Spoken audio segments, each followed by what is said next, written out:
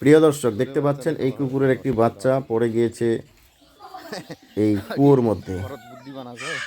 সেটিকে উদ্ধারের কাজ চলছে, উদ্ধার করার ব্যবস্থা গ্রহণ করা হচ্ছে।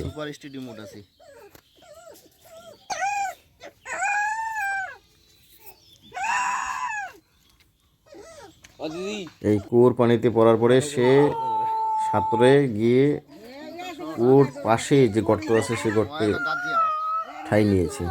আমরা একটা মই নামালাম। মই নামানোর পরে আমাদের হলো রেস্কিউ টিমের একজন সদস্য নিচে নামবেন। দেখতে থাকুন। নাম আমাদের রেস্কিউ টিমের সদস্য নেমে গেল কুকুরের বাচ্চা উদ্ধার কারণে।